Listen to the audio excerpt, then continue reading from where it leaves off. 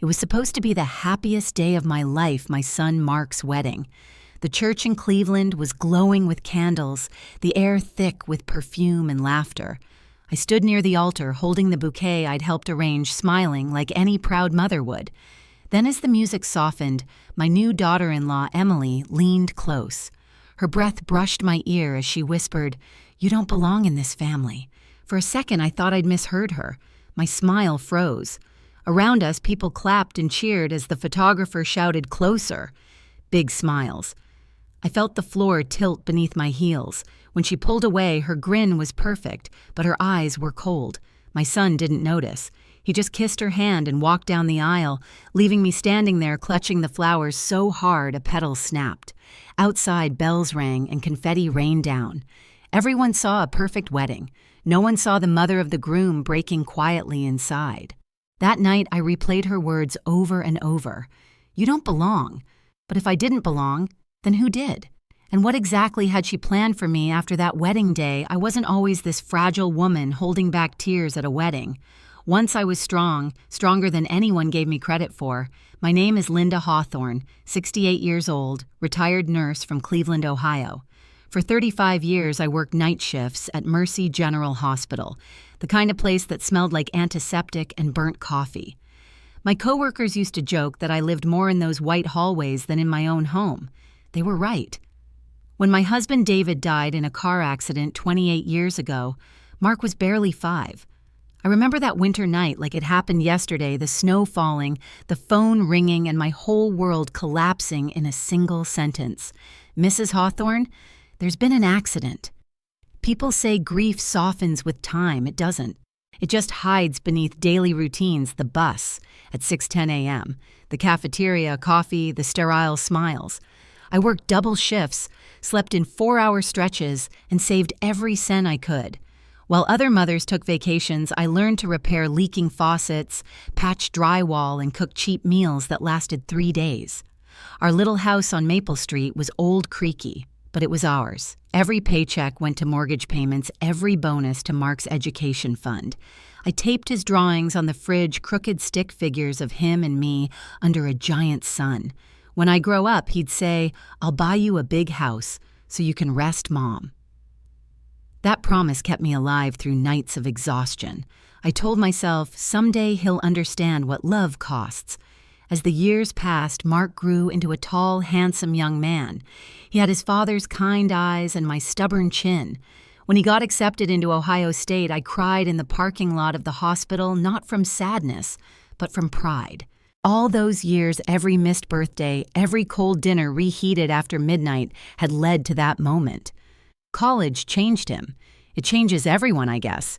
When he came home on holidays, he spoke differently about networking image success. He'd wrinkle his nose at my worn-out furniture and say, "Mom, you really should modernize this place."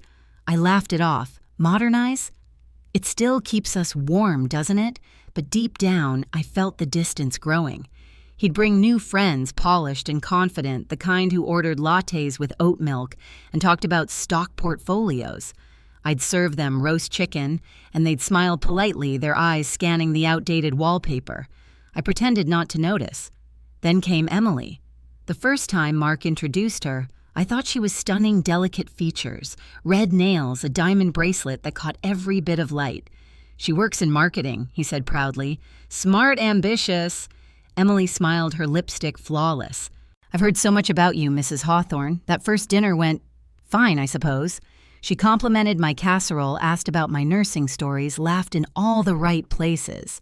But there was something in her gaze, like she was assessing me the way a realtor evaluates an old property before deciding if it's worth flipping. After that night, things changed quickly. Mark started visiting less often. When he did, he came with Emily, and the air felt different, colder, rehearsed. She'd rearrange my table settings without asking whisper to Mark when I served store-brand wine, and once I caught her gently wiping a fingerprint from my second-hand china. "Emily's just particular," Mark explained when I mentioned it. "Don't take it personally." But I did. Every mother would. The following Christmas, they brought me a fancy air fryer and a bottle of imported olive oil. "For your kitchen," she said sweetly, "so you can keep up with the times. Keep up with the times." I smiled and thanked her, pretending not to hear the insult tucked beneath the kindness. Then came the bigger signs. Mark began talking about investment opportunities, hinting that my house's value had gone up. "Mom, you're sitting on something big," he'd say. "You could sell this place, buy a condo, live easier." But this wasn't just a house. Every nail, every scratch on the wall had a memory: the Christmas tree we decorated when he was 8, the height marks penciled behind the kitchen door. Still, I saw it in his eyes. He wanted that house, or at least what it could offer. And maybe Emily wanted it more. I started hearing whispers at family gatherings, her subtle comments like, "It must be hard, maintaining an old property alone," or "Mark and I want to build something fresh, something ours, always ours, never ours, including me." The night before the wedding, as I ironed my dress, I looked around that old house. The ticking clock, the fading curtains, the faint smell of David's cologne still lingering in the closet. I realized I'd spent my life building something everyone else wanted to move past. Still, I told myself, tomorrow will be beautiful. My son's happy. That's what matters. But deep down, a small voice whispered, "Or so you think." The wedding planning began like a slow storm, quiet. At first, then impossible to ignore. Emily had a binder thicker than a Bible, full of color swatches, cake samples, and notes written in perfect cursive. Every weekend, Mark would drive me to their apartment in Lakewood, a sleek place with glass furniture and no trace of warmth. I'd bring homemade cookies. She'd offer kale smoothies. At first, I tried to be involved.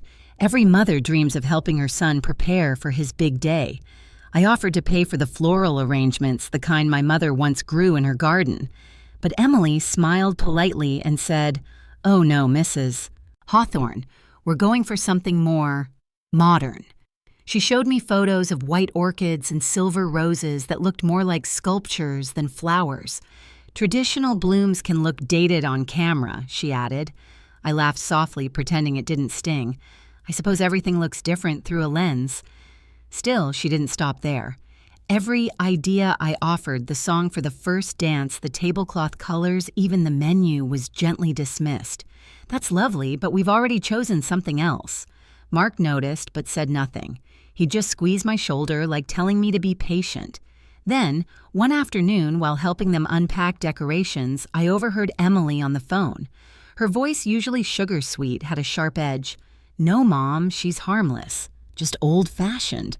Once the wedding's over, we'll sort out the living situation." The living situation. I stood there frozen, holding a string of fairy lights that suddenly felt like a noose. I didn't say a word. I just went home that evening, cooked dinner for one, and tried to swallow the bitterness with overcooked pasta. The following week, Mark called. "Mom, Emily thinks it's better if we live on our own after the wedding, just until we settle." I forced a laugh. "Of course, honey. You should start your own life." But when I hung up, the silence in my house was unbearable. A few days later, I met Rita, my old coworker from the hospital, at a diner downtown. "You look pale, Lynn," she said, between sips of black coffee. "Everything okay?" I smiled weakly. "Just wedding stress." She chuckled. "Who's yours or his?" We both laughed, but my eyes stung. Rita leaned closer. "You raised that boy alone. Don't let anyone push you out now." Her words lingered long after I left. Meanwhile, wedding week arrived, and the divide grew wider. Emily's family flew in from Chicago, sophisticated people with expensive clothes and colder smiles. Her mother, a woman named Carolyn, looked me up and down at the rehearsal dinner and said, "So, you're the famous nurse Mark always talks about. You must be proud." "I am," I replied. "Well," she said, sipping her wine, "you've done your part. Now it's time for the young ones to build their future." That sentence burned more than any insult could. At the table, Emily laughed with her parents while Mark discussed real estate investments with her father. I sat quietly folding my napkin again and again until my fingers trembled. Nobody noticed. Later that night, when I got home, I opened my old photo album, Mark's first steps, his high school graduation, the day he got his driver's license. In every picture, I was there holding his hand, standing behind him. Always behind him, never beside. I whispered to the empty room, "You used to look for me in every crowd. When did you stop seeing me at all?" The morning of the wedding, I woke up early, made myself tea, and stared out the kitchen window. The neighborhood kids were playing with snow, their laughter echoing down the street. I remembered Mark at that age, running barefoot in the yard, shouting, "Watch me, Mom." And now, he was marrying someone who wished I'd disappear. I pressed my palm against the cool glass and said softly, "You'll see who I am one day, Emily." Not a threat, more a promise to myself. At the ceremony, I wore a light blue dress, David's old watch, and my favorite pearl earrings. When I arrived at the church, Emily's bridesmaids glanced at me, whispered, then smiled the way people do when they pity someone. As I sat in the second row, I noticed something. My name wasn't printed on the family seating card. Reserved for the groom's family, it said, yet the space beside me stayed empty. I tried to convince myself it was just a mistake. But deep down, I knew this wasn't an oversight. It was the beginning of being erased. And as the music started and the doors opened, I realized with a cold, heavy certainty, I wasn't just losing my son to marriage. I was losing my place in his world. Still, I smiled and clapped like every proud mother would. Because that's what love does. It breaks quietly so no one notices. After the wedding rehearsal, I tried to tell myself I was overreacting. Every family has tension before a big event. Maybe I was just being sensitive, a tired mother struggling to let go. But deep down, I knew something had shifted. It started with the small things. When I offered to help with the seating chart, Emily said, "Oh, don't worry, we've got it handled." When I brought a box of homemade cookies for the bridal party, she smiled and whispered, "That's sweet, Mrs. Hawthorne. But we already ordered macarons from a boutique in Chicago." Even Mark began to sound different. He used to call me every evening after work. Now his messages came shorter, "Busy mom," or worse, nothing at all. When I texted him a photo of his father's old cufflinks asking if he wanted to wear them on the big day, his reply came. Hours later, Emily picked something else. Something else. Someone else. The day before the wedding, I went to their new house, a modern 2-story in the suburbs, gray walls and sharp edges, no soul in sight. Emily greeted me at the door with a rehearsed smile. "Hi, Mrs. Hawthorne." "Oh, careful." The floors just got waxed. Inside, everything smelled like lavender candles and fresh paint. Not a single photo of Mark's childhood, not one memory of who he'd been. I handed her a small gift, a framed photo of Mark at age 6, missing a front tooth, holding his first fish. "I thought you could put this somewhere," I said softly. Emily glanced at it, then laughed, not cruelly, but dismissively. "That's cute. Maybe in the guest room." Something inside me wilted. "The guest room," I repeated. She nodded, still smiling. "Yeah. The decor in the living area is more minimalist. You know, clean lines." I wanted to ask her what was wrong with warmth, with history, with the marks of real life, but I just nodded. Of course. Clean lines. That night, I couldn't sleep. The house creaked around me. The clock ticked louder than usual, and my chest felt heavy, not from age, but from something unspoken pressing down. I took out the old wooden box where I kept David's letters and my savings documents. Inside, neatly folded, was the deed to my Maple Street home. Paid in full. My life's work, my safe place. I thought about giving it to Mark as a wedding gift. I even wrote a note. "For you, my son, may this house remind you that love builds more than walls." But something stopped me. Maybe it was Emily's voice or the way she'd looked at that photo, as if the past was an inconvenience to be hidden away. The morning of the wedding, I arrived early to the church. The decorations were breathtaking white roses draped from the pews, glass chandeliers casting gold light across the aisle. Emily's touch was everywhere. Perfect, polished, soulless. I found my seat near the front.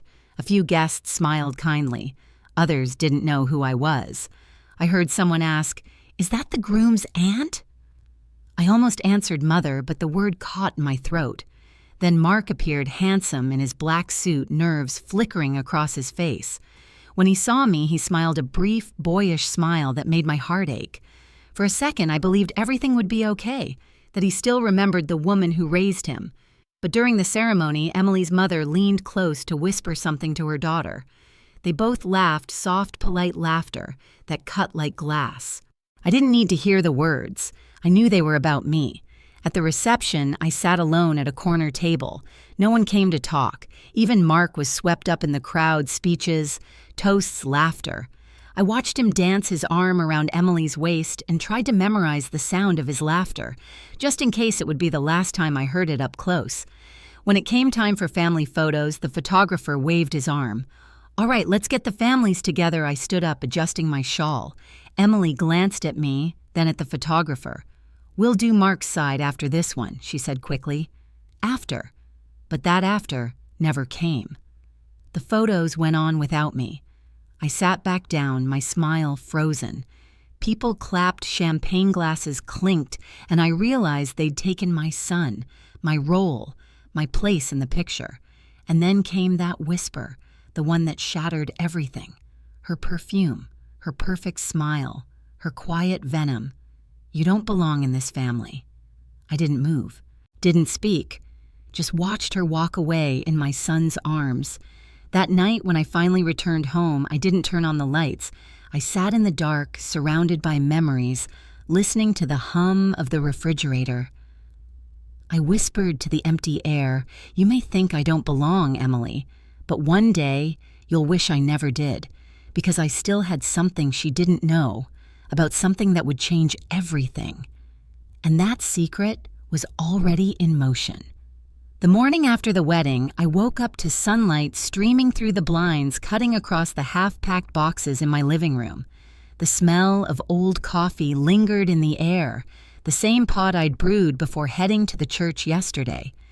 Everything felt still painfully still. On the table sat the gift. I never gave the envelope with the house deed and my note to Mark. I stared at it for a long time. "For you, my son. May this house remind you that love builds more than walls." I'd written it with hope. Now it felt like a farewell letter. I made myself tea, but it tasted like dust. My reflection in the window looked like a stranger, older, smaller, and somehow invisible. That afternoon, I walked to Henderson and Cole Law Office, the small brick building where my family lawyer, Mr. Peterson, had been working for years. He'd handled David's estate after the accident, and he'd helped me set up my pension. When I stepped inside, the secretary gave me a sympathetic smile. "Mrs. Hawthorne, he'll be right with you." Mr. Peterson was already waiting, leaning back in his chair with his usual calm expression. "Linda," he greeted, gesturing to the seat across from him. "You look tired." I admitted. "It was a long day yesterday." He nodded knowingly. "The wedding?" I sighed. "Something like that." For a moment, silence filled the room. Then I pulled out the envelope. "I almost gave this to Mark yesterday. The deed to my house." His eyes flicked to the papers, then back to me.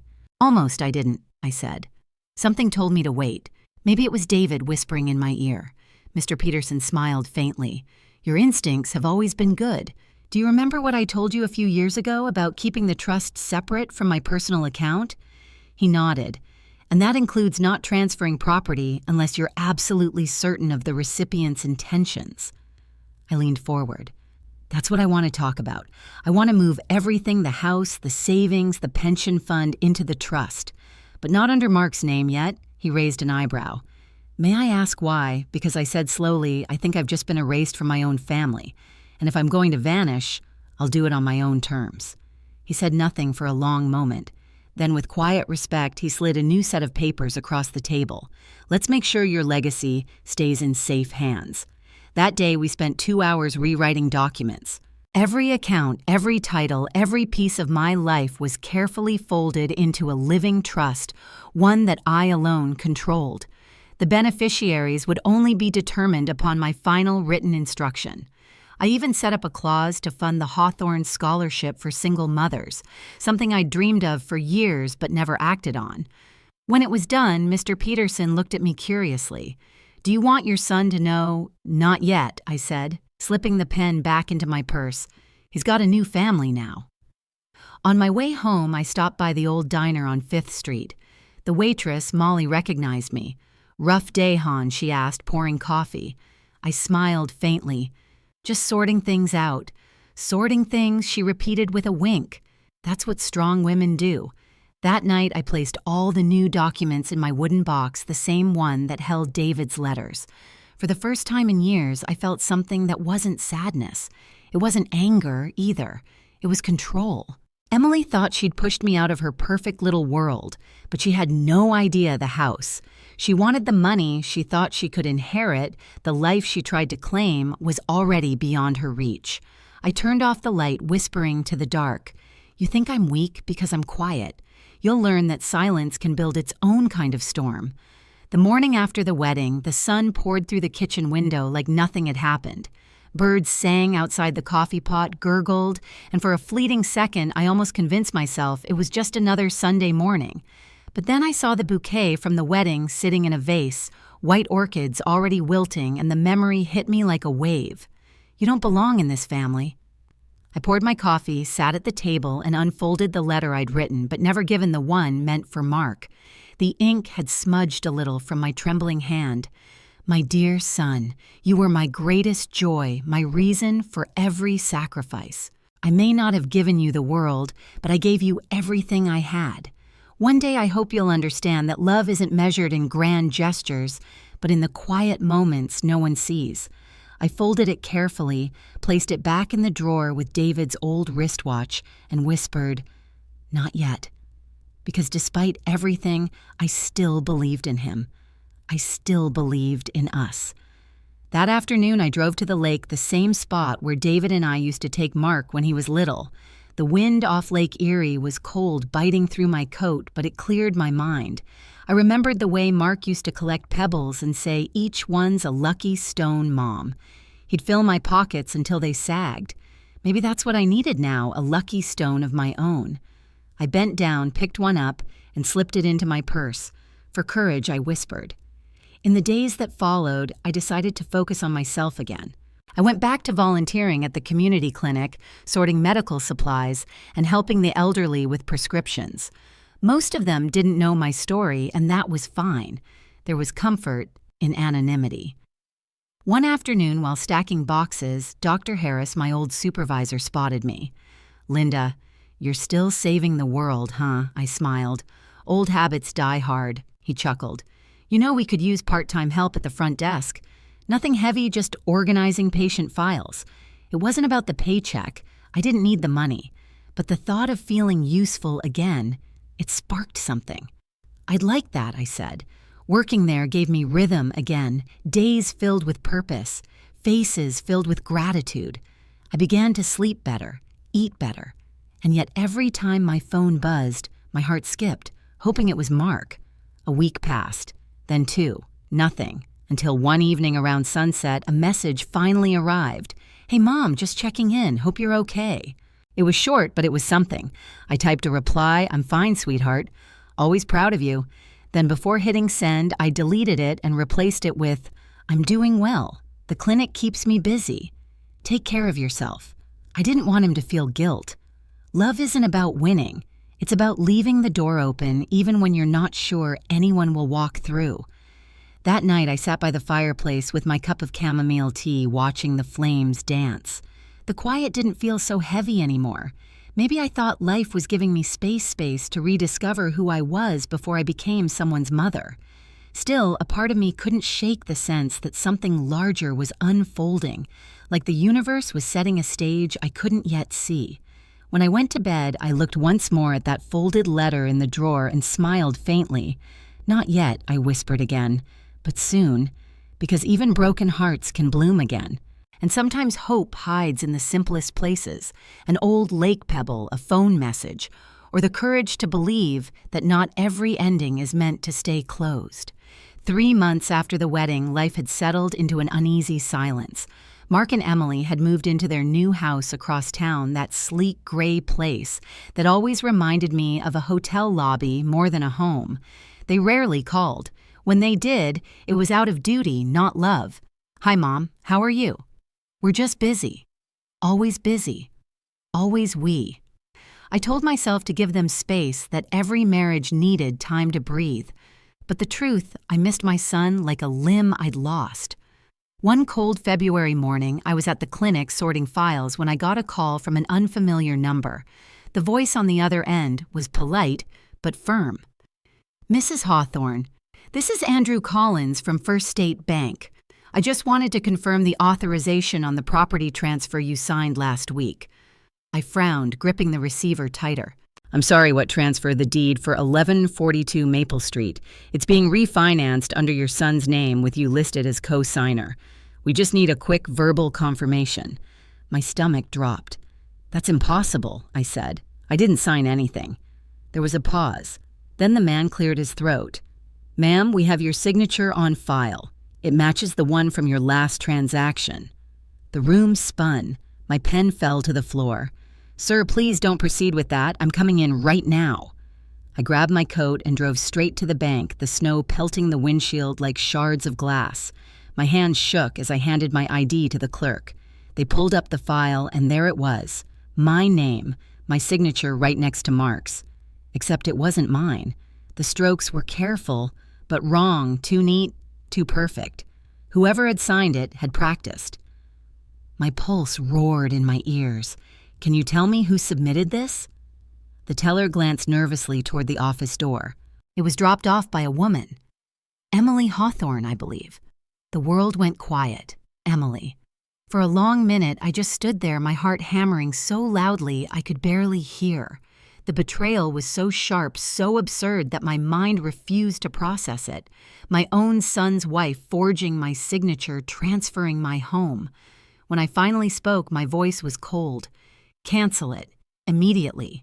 Ma'am will need to freeze the process and open a fraud investigation. Do it."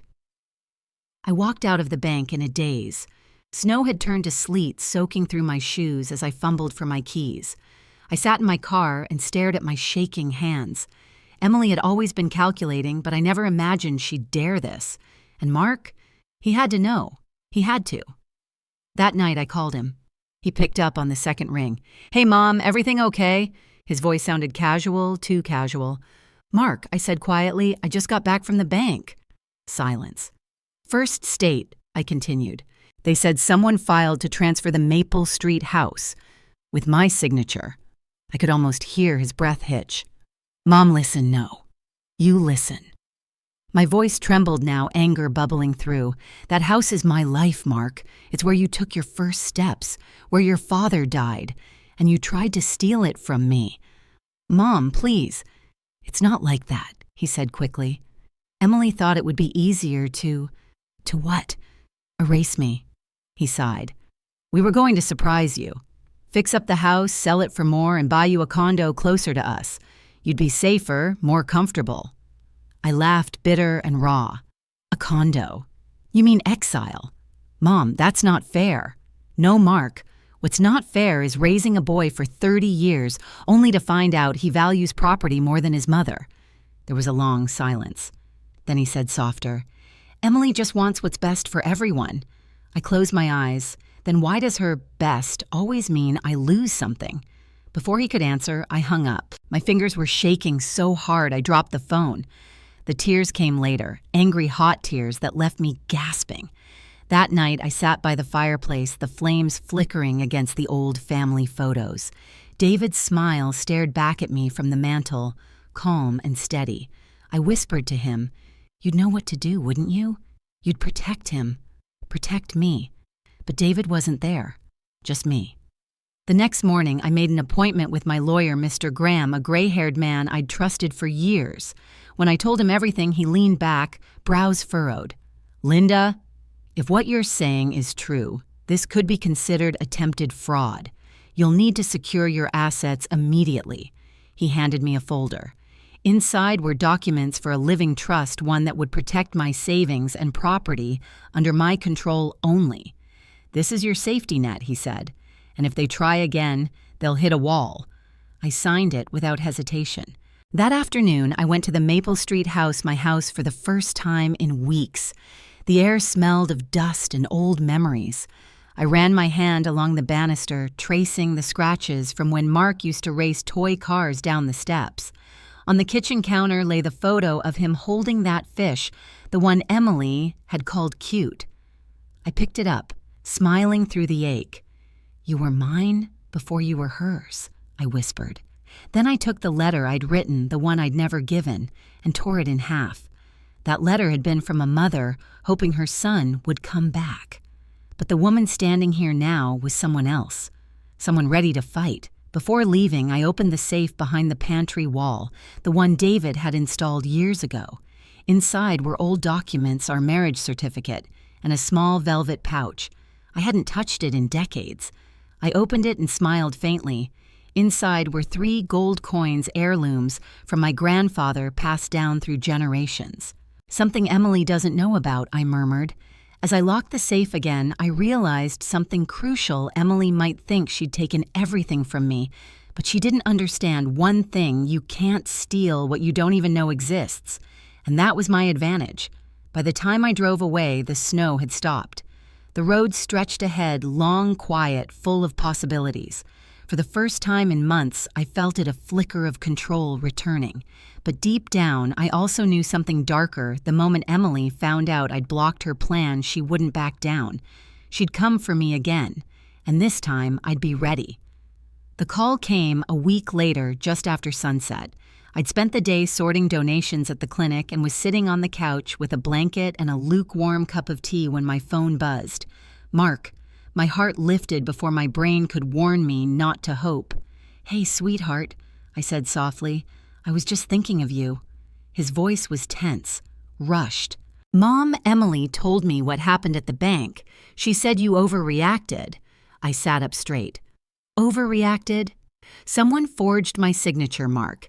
He sighed the way people sigh when they've already decided you're wrong. "She didn't mean to upset you. She just thought it would save time." "Save time," I repeated. "By committing fraud, Mom, please," he said sharply. "It's not fraud if it's family." I froze. Those words, "not fraud if it's family," cut deeper than anything he'd ever said. "Mark," I whispered, "family doesn't lie. Family doesn't steal." There was a long pause. Then he muttered, "You've always been dramatic." Something in me cracked right then.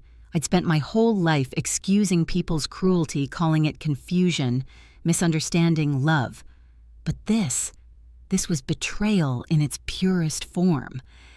"Don't call me dramatic," I said quietly. "Call me disappointed." He tried to speak again, but I ended the call. I sat there for a long time, the room dim except for the flickering TV light. Outside, the wind howled like an echo of everything I wanted to scream.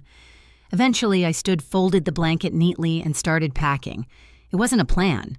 It was instinct, the body moving before the mind catches up. I took only what mattered: David's letters, my jewelry box, the gold coins, and one framed photo of Mark as a little boy in a red raincoat. Then I opened my drawer and pulled out the paperwork Mr. Graham had prepared: my trust, my will, my emergency fund. By the time I zipped up the suitcase, the clock read 10:47 p.m. I looked around the house one last time. Every corner carried my fingerprints, my laughter, my years. But suddenly, it didn't feel like mine anymore. It felt invaded, haunted by people who still breathed. I left the porch light on, locked the door, and stepped out into the night. The air was cold and sharp, the kind that bites your lungs. My breath came out in small clouds as I walked to the car. For a moment, I hesitated, gripping the steering wheel. Where am I even going? Then I remembered the small cabin near Chagrin Falls, the one David and I used to visit every summer when Mark was a kid. It had been abandoned for years, but it was still in my name. Quiet, forgotten, safe. The drive took an hour: country roads, empty gas stations, and radio static. I thought of all the patients I'd comforted over the years, telling them that pain passes if you breathe through it. I wondered if that applied to mothers too.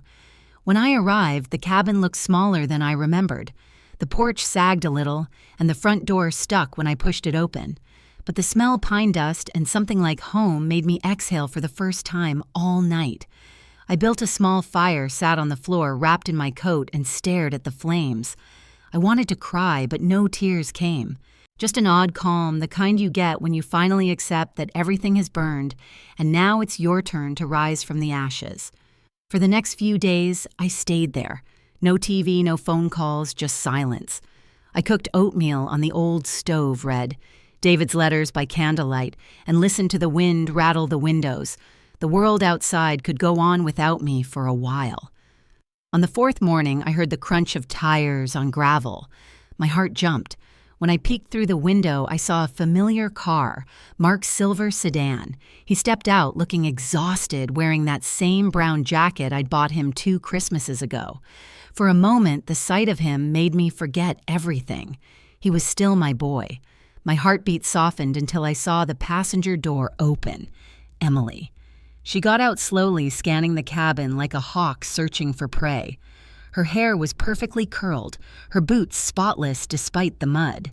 I stepped outside, crossing my arms. "How did you find me?"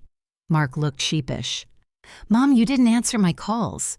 I didn't think there was anything left to say." Emily spoke before he could. "Mrs. Hawthorne, we just want to talk. This is ridiculous, hiding out here like some victim.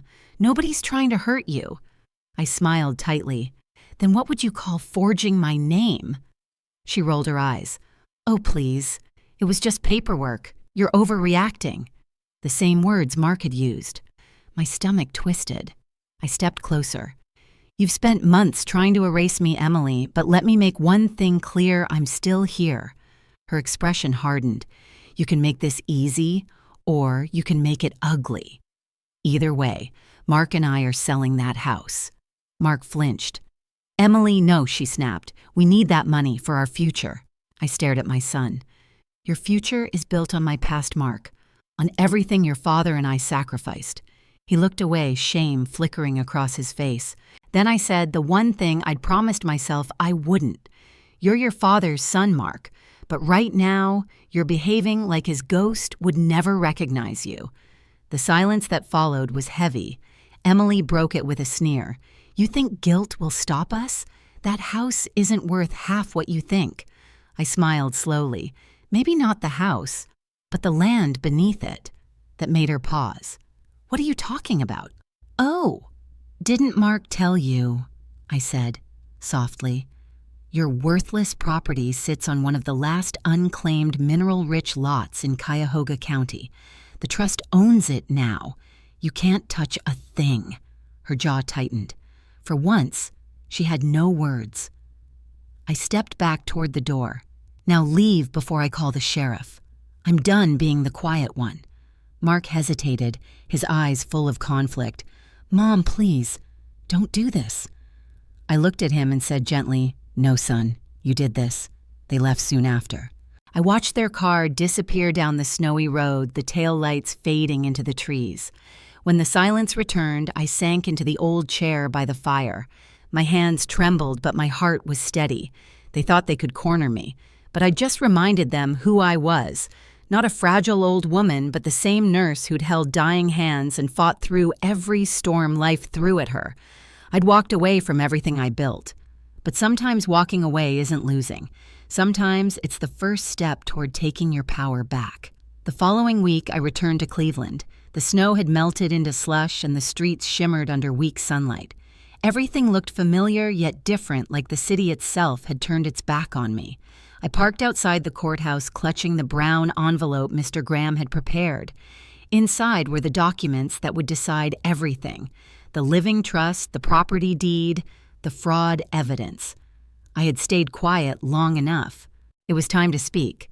When I entered the courtroom, Mark and Emily were already there, sitting side by side. Emily looked immaculate, her hair in soft curls, her expression calm, too calm. Mark, on the other hand, looked tired. The sight of him hit me like a memory. My little boy sitting on the floor with scraped knees, asking if I had a Band-Aid. "How did we get from that to this?" Mr. Graham leaned toward me. "We'll keep it simple. Let them talk first."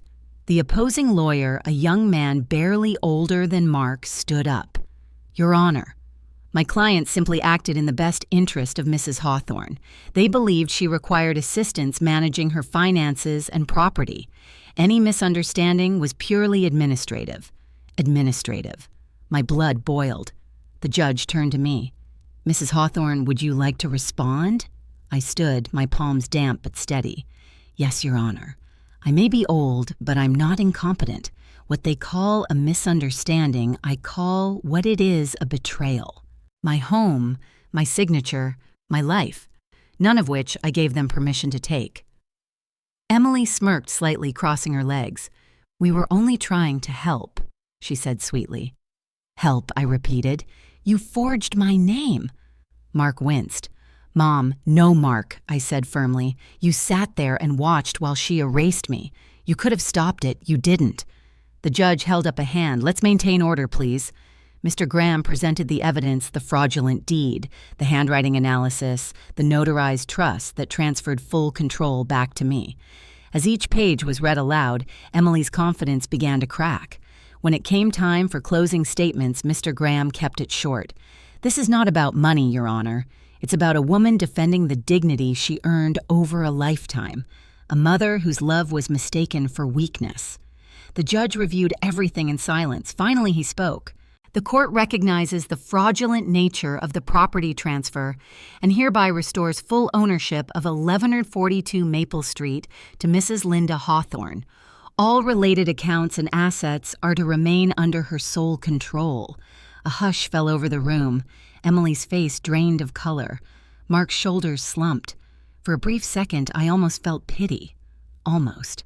As the judge dismissed the case, Emily turned to me, whispering through clenched teeth, "You'll regret this."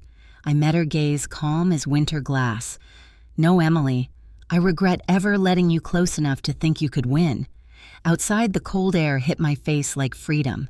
Mr. Graham patted my shoulder. "You did well, Linda. Go home and rest." But I didn't go home, not yet. I walked down the courthouse steps slowly, each breath heavier than the last. Across the street, Mark was waiting by his car. Emily stood a few feet away, talking furiously on her phone. I could hear the anger in her voice even from where I stood. When Mark saw me, he walked over hesitantly. His eyes were red. "Mom," he said quietly, "I didn't know she'd gone that far." I thought I stopped him with a raised hand. "No excuses, Mark. You knew enough." He looked down. "I just wanted to make her happy." I nodded slowly. "And in the process, you forgot how to make yourself proud." He swallowed hard. "Can we fix this?" I wanted to say yes. I wanted to pull him close and pretend the last few months hadn't happened. But forgiveness isn't something you give on demand, it's something you earn. "Maybe one day," I said softly, "but not today." He nodded, tears threatening. "I'm sorry, Mom." "I know," I whispered, "but sorry doesn't rebuild what's been broken.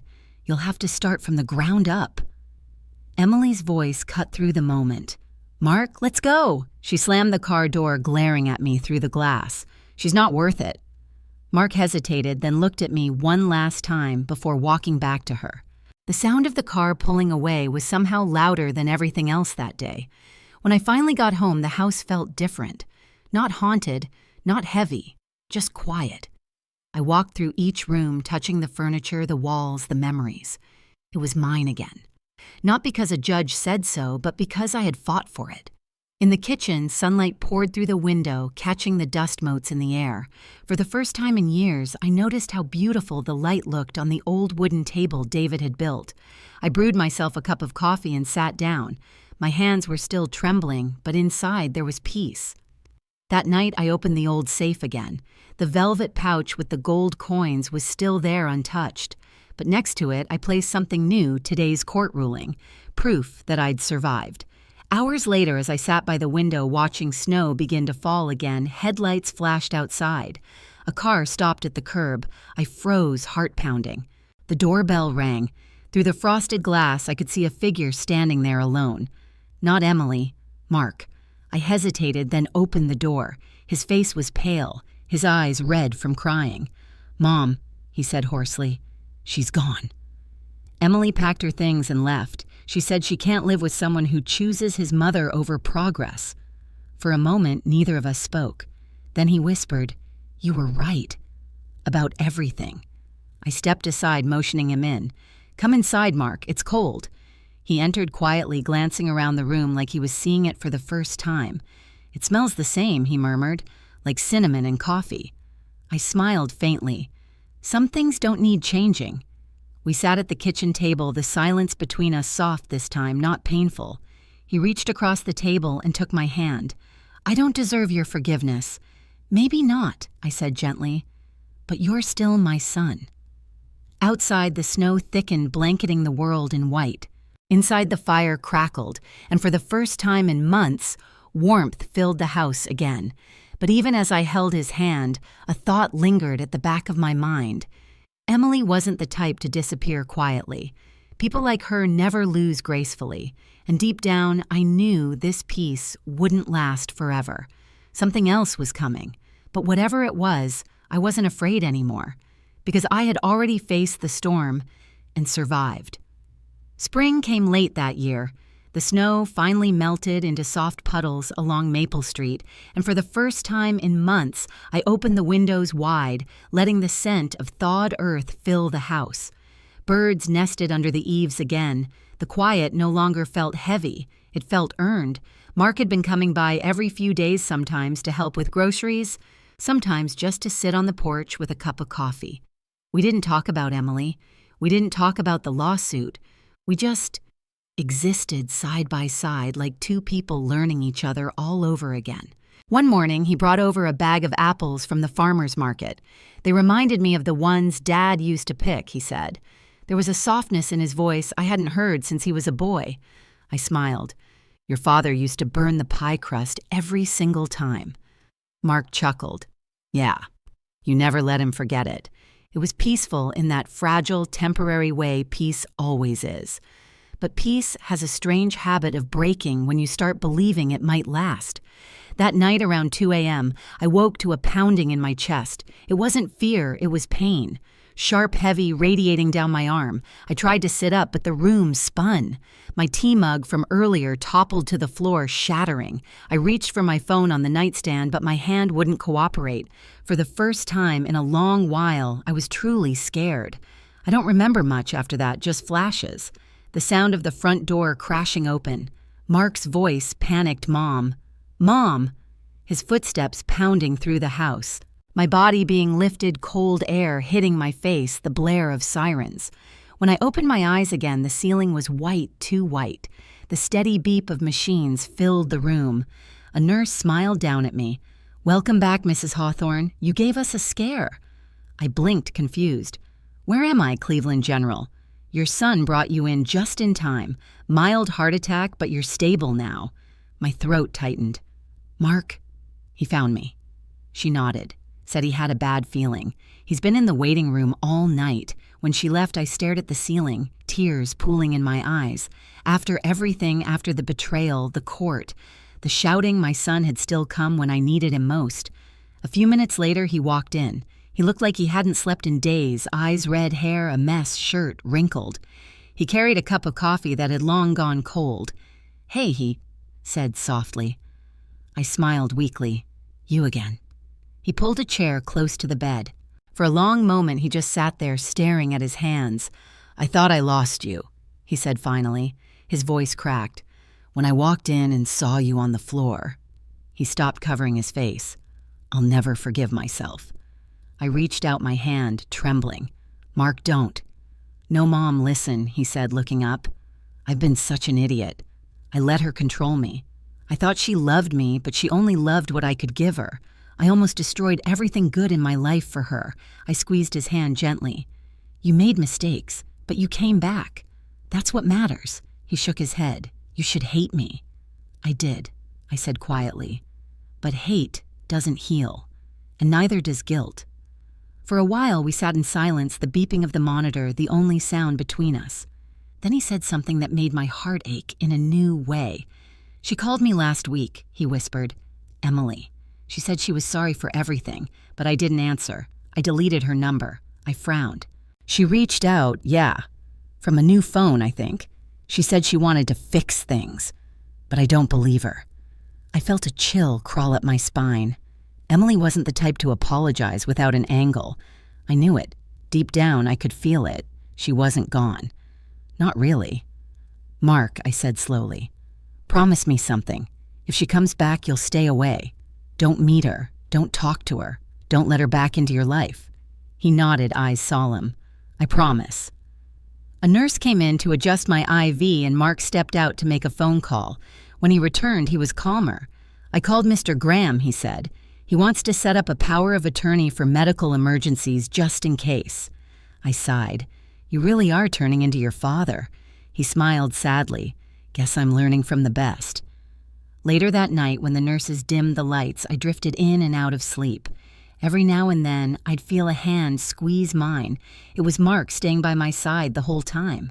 Somewhere between waking and dreaming, I thought I heard another voice, soft, cold, too familiar. "You think this is over, don't you, Linda?" I startled awake, heart racing. The room was empty except for Mark asleep in the chair. I looked toward the door, half expecting to see her standing there, that perfect smile, hiding daggers beneath it. But there was nothing, just shadows and moonlight. Maybe it was my imagination, or maybe it was a warning. Either way, as I lay back against the pillows, I whispered to myself, let her come. Because this time, I wasn't the same woman who stood frozen at that wedding. I had survived betrayal, humiliation, and even death knocking at my door. If Emily wanted a war, she'd find out just how dangerous peace can become when you try to take it from someone who's already lost everything. I spent another week in the hospital before they let me go home. Mark insisted on staying with me for a few days cooking, cleaning, hovering like I was made of glass. It was strange being cared for by the boy I once tucked into bed. I let him fuss. He needed to. On my third night back, we sat on the porch with steaming mugs of tea, watching the sunset stain the sky orange. The street was quiet, the air soft with the smell of lilacs. For the first time in months, peace didn't feel like a stranger. Mark broke the silence. "Mom, I've been thinking about something. Oh, I want to sell my car, pay off my debts, and start fresh. Somewhere small. Maybe build something real this time, something that doesn't depend on someone else." I smiled, proud but cautious. "That sounds good, honey. Just don't run away from what you've learned." He nodded. "I won't." We sat there until the streetlights flickered on. It felt almost normal. But peace has a way of cracking when you least expect it. 2 nights later, the phone rang. I was in the kitchen rinsing dishes. Mark answered in the living room. At first, his tone was light, casual. Then it dropped. "Emily," he said quietly. My heart froze. I turned off the faucet and listened. "No, I don't want to meet," he said. A pause. "Emily." This isn't another pause longer this time. His voice softened. "You're... where?" When he hung up, he wouldn't meet my eyes. "She's in town," he said finally. "At the Lakewood Inn. She said she wants to apologize in person." I put the dish towel down slowly. "And you believed her?" "I don't know," he admitted. "She sounded... different." "She always sounds different when she wants something," I said. He paced, rubbing the back of his neck. "She said she's been seeing a therapist, that she realized what she did was wrong. She wants to give me back the money she took." I laughed bitterly. That woman wouldn't return a pen she borrowed. Mark flinched, but didn't argue. I could see the battle inside him, the hope, the guilt, the old habit of trying to fix what broke him. "Don't go," I said quietly. "Mom, I mean it. You've rebuilt yourself. Don't let her tear it down again." He hesitated. "What if she really has changed?" I looked him in the eye. "Then let her prove it without pulling you back into her mess." He didn't answer, just nodded weakly and went upstairs.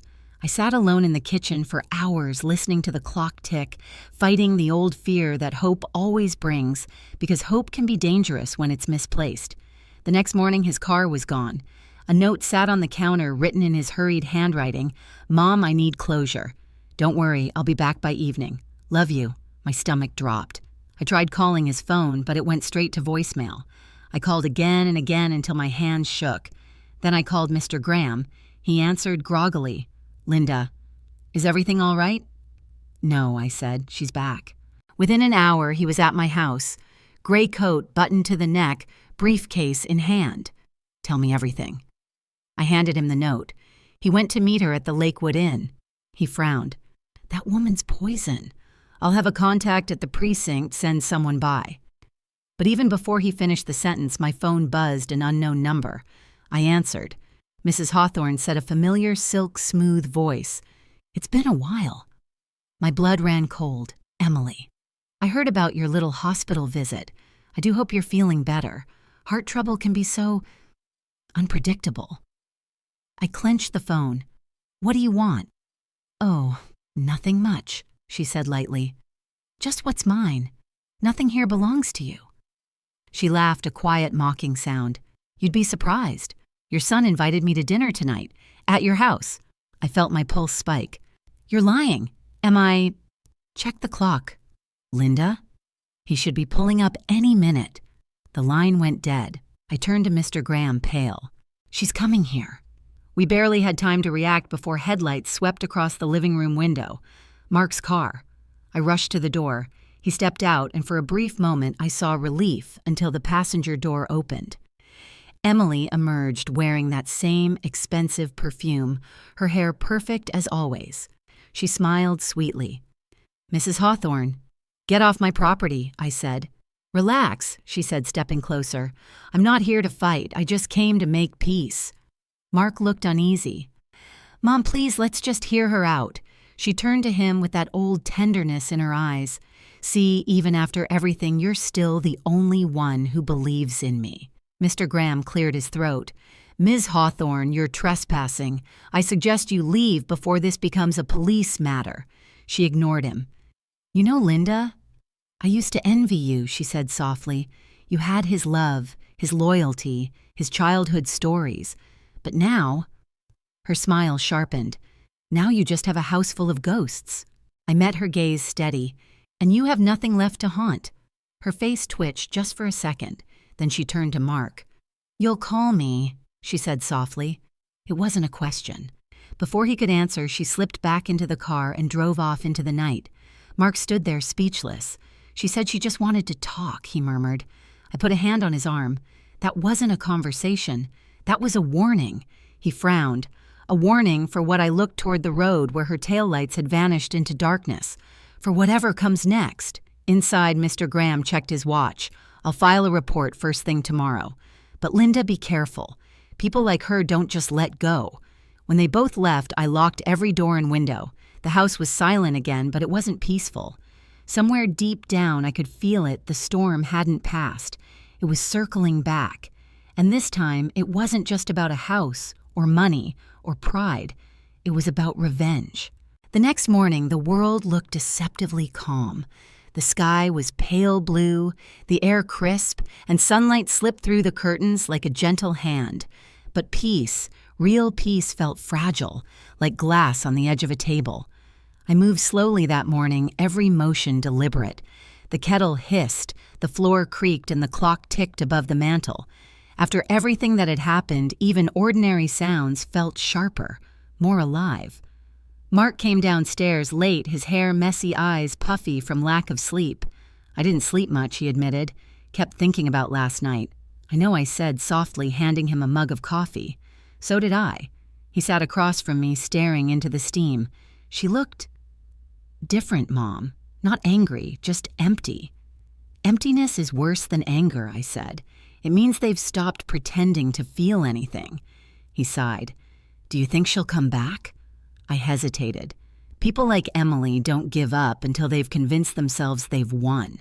But winning doesn't always mean taking something. It can mean making sure no one else enjoys it either. He nodded, but I could see guilt settling over him again like fog. After breakfast, he went out to run errands, leaving me alone in the house. I wandered into the living room where morning light spilled across the old photo albums on the coffee table. I opened one, and there it was, Mark at age 10 holding a baseball bat twice his size, David standing behind him beaming. I traced their faces with my fingertip. For the first time in a while, I let the tears come. Quiet ones, not from pain, but from recognition of everything I'd survived, of how much love and loss could coexist in a single life. It's strange the things your heart remembers. It forgets birthdays, appointments, even the face of the nurse who saves you, but it never forgets voices.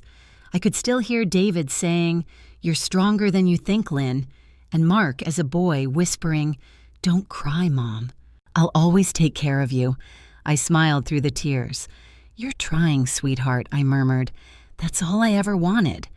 The doorbell rang suddenly, making me jump. My heart lurched, half expecting to see Emily's shadow through the frosted glass. But when I peeked outside, it was a delivery driver holding a small package. "Mrs. Hawthorne, yes, package for you. No return address." I signed for it and brought it inside. The box was plain, wrapped in brown paper with my name printed neatly in black ink. No postage, no label, hand-delivered. My fingers trembled as I opened it. Inside was a single envelope. On it, in that too-perfect handwriting I knew too well, were the words, "A gift from one woman to another." Inside the envelope was a photograph, an old picture of me, David, and Mark at the Maple Street house. I stared at it confused until I noticed something strange, a red X drawn over my face. Beneath the photo was a short note written in that same precise script. "You may have won the house, but remember, houses can burn." I felt my knees weaken. My breath came out in short bursts. For a long minute, I couldn't move. When Mark returned home later, I didn't tell him right away. I just tucked the photo and note inside the kitchen drawer. There was no point in scaring him, not yet. Instead, I smiled, poured him another cup of coffee, and said, "You know, your father used to say storms make trees take deeper roots." He smiled faintly. "So what are we then?" I looked out the window at the swaying maple tree in the yard. We're what's left after the storm. But inside, I knew something else. Storms don't end because you survive them. Sometimes they circle back quietly, patiently, until they find what they missed the first time. That night, rain fell again, the first real storm since winter ended. It came suddenly, hammering against the windows, rattling the porch swing, turning the streets into rivers of silver. I sat by the fireplace with a blanket wrapped around my shoulders, listening to the thunder roll in the distance. Mark had gone to stay at a friend's for the night. He'd insisted it was just to give me some rest, but I could see the worry in his eyes before he left. He knew something was wrong, even if I hadn't shown him the photo or the note. I stared into the flames, replaying every moment of the last few months. Betrayal, heartbreak, survival, forgiveness, it all blurred together like rain on glass. I had fought my way through it, yet here I was again waiting for the next wave. Maybe that's what life was for people like me, storms and silence, one chasing the other. The phone rang suddenly, cutting through the crackle of the fire. I hesitated before answering. "Hello?" A familiar male voice answered, steady and kind. "Mrs. Hawthorne, it's Mr. Graham." "Evening." "Harold, you're calling late. I know, but something came across my desk today. You should probably hear it from me." My heart tightened. "What is it?" He sighed. "Emily filed a civil complaint this afternoon. She's contesting the ownership of your property again, claims she has new evidence of joint investment. It's nonsense, of course, but it means another court summons." I closed my eyes. "She really won't stop, will she?" "I'm afraid not. But we'll handle it like before." After hanging up, I sat for a long while in silence. Then I opened the drawer where I'd hidden the note with the red X. I laid it flat on the table, smoothing the wrinkles. "Burn," I whispered to myself. "Is that what you want? Emily to see me disappear." The wind howled outside as if in answer. I stood, walked to the window, and watched the storm. Lightning flashed across the yard, illuminating the maple tree, the one David and I had planted when Mark was born. Its branches bent under the wind but didn't break. That's when I realized something. Emily could take me to court again. She could send letters, spread rumors, even try to destroy what I'd built. But she couldn't erase who I was. That part of me, my strength, my history, my love, was rooted too deep, like that tree. I went to my desk and took out a sheet of paper. The act of writing steadied me. "To whoever reads this, if you find this letter, it means life has tested me one last time. But I want you to know I wasn't broken. I bent, yes, but I never broke. They tried to take my home, my peace, my son, but they forgot something. A woman who has already lost everything has nothing left to fear." I folded the letter and placed it in the safe beside the gold coins. My legacy wasn't money or property, it was survival. When Mark came home the next morning, the rain had stopped. The air smelled of wet soil and rebirth. He found me in the garden pruning the roses. "Morning, Mom," he said softly. "You're up early." "Couldn't sleep," I admitted. Storm woke me. He looked around. "You should have called me. I'd have stayed." I smiled faintly. "You were where you needed to be, and I was where I needed to stand." He crouched beside me, helping cut away the dead branches. For a while, neither of us spoke. The sun broke through the clouds and steam rose off the grass. "Mom," he said finally, "how do you do it?"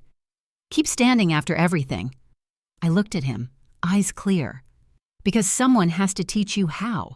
And in that moment, I knew whatever Emily tried next, whatever storms came, we'd survive them the same way we had survived everything else. Together, rooted, unbroken. A few quiet weeks passed after the storm. The days grew warmer, and the house finally began to feel like home again. Mark and I settled into a gentle rhythm, morning coffee on the porch, short walks down Maple Street, dinners where laughter returned in small, cautious doses. For the first time in a long while, I allowed myself to believe that maybe, just maybe, life had found its balance. Then the letter arrived. It came in a thick cream envelope, the kind people used decades ago, sealed with dark red wax. There was no return address, just my name written in a strong, deliberate hand. Mrs. Linda Hawthorne. Something about the handwriting tugged at my memory, though I couldn't place it. I brought it to the kitchen table, sliced it open carefully, and pulled out a single folded page. The message was short, only 3 sentences. "Dear Linda, if you're reading this, it means the truth can no longer stay buried. There's something about Mark's father you were never told. Come to 42 Millbrook Lane tomorrow at noon. Ask for Edward Hawthorne." My breath caught. Edward Hawthorne, David's brother. I hadn't seen Edward in over 30 years. The two men had fallen out long before David's death, something about money inheritance and a will that was never spoken of again. Edward had vanished from our lives after the funeral, and David had only said one thing about him: some doors are better left closed. But now that door was knocking back.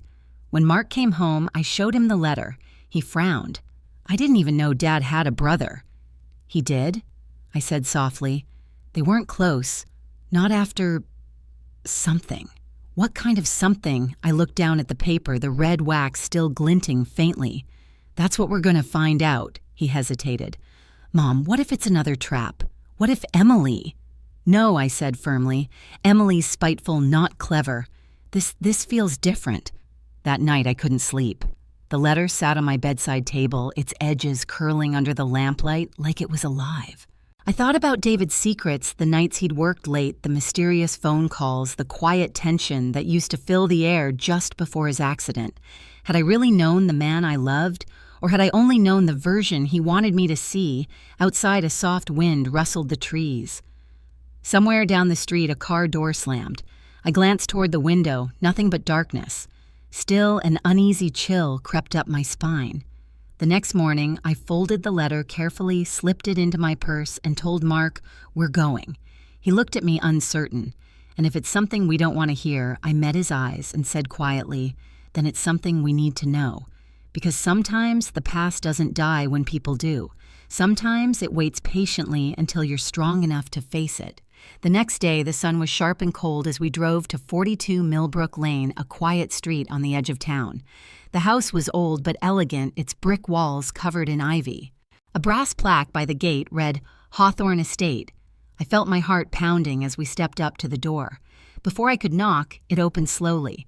A tall man stood there, silver-haired eyes piercingly familiar. "Linda," he said, voice rough from age, "you haven't changed." "Edward," I whispered. "Why now? After all these years?" He didn't answer. Instead, he handed me a sealed envelope. On the front, in David's handwriting, were the words, "To my wife, open only if the truth ever finds you." The world seemed to tilt beneath my feet. What truth? I breathed. Edward looked at me gravely, the one that started it all. "To be continued,"